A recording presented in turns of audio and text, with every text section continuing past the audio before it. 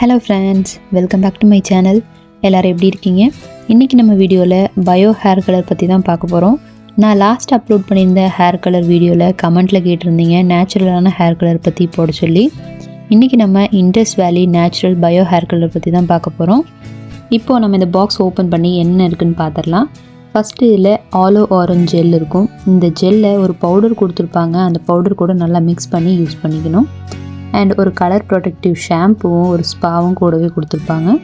இப்போ நம்ம யூஸ் பண்ணி எப்படி இருக்குதுன்னு ஹானஸ்டான ரிவ்யூ பார்த்துடலாம். வீடியோவை ஃபுல்லாக பாருங்கள்.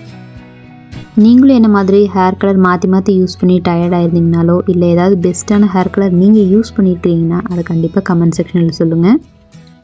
இப்போ நம்ம இந்த ஹேர் கலர் ஓப்பன் பண்ணி யூஸ் பண்ணலாம்.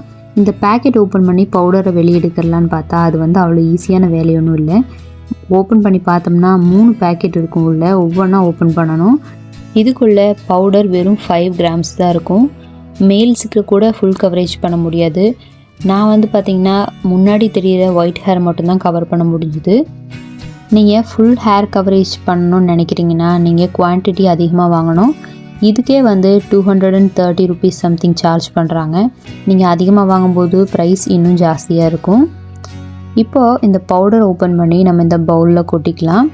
இந்த பவுடரில் பார்த்திங்கன்னா நேச்சுரலான இன்க்ரீடியன்ட்ஸ், அதாவது நம்ம நெல்லிக்காய், சன்ஃப்ளவர், துளசி, மருதாணி அந்த மாதிரி நேச்சுரலான ப்ராடக்ட் மட்டும்தான் இருக்குதுன்னு போட்டிருக்காங்க.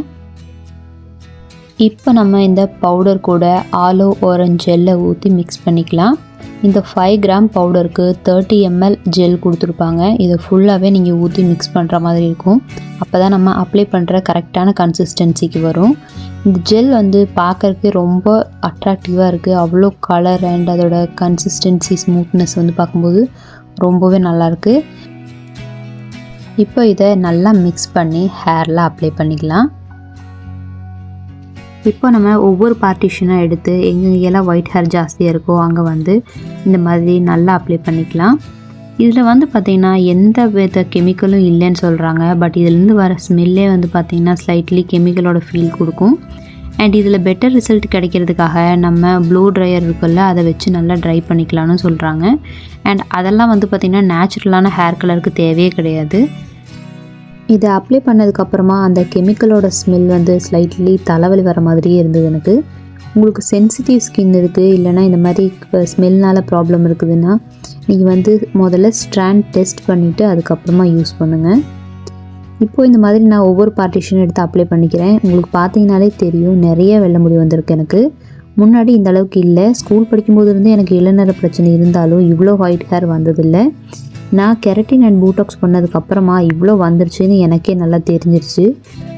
அப்ளை பண்ணி ஒரு 30 to 40 மினிட்ஸ்க்கு அப்புறமா நம்ம இதை வாஷ் பண்ணிக்கலாம். கலர் ப்ரொடெக்டிவ் ஷாம்பு இதுலேயே கிடைக்கும். அது யூஸ் பண்ணி வாஷ் பண்ணிவிட்டு ஒரு ஸ்பா கொடுத்துருப்பாங்க, அதையும் யூஸ் பண்ணிக்கலாம். இதனால் ஹேர் ட்ரை ஆகாமல் இருக்கும். ஹேர் கலர் பார்த்திங்கன்னா ரொம்பவே நல்லா இருந்தது. கலர் கவரேஜ் நல்லா கொடுக்குது. பட் ஸ்கின்னில் படுற கலர் சீக்கிரமாக விட்டு போகிறதில்ல. அதுக்கு மட்டும் கொஞ்சம் கேர்ஃபுல்லாக பார்த்துக்கணும். வீடியோ பிடிச்சிருந்ததுன்னா லைக், ஷேர் அண்ட் சப்ஸ்கிரைப் கண்டிப்பாக பண்ணுங்கள். நெக்ஸ்ட் வீடியோவில் பார்க்கலாம். பாய்.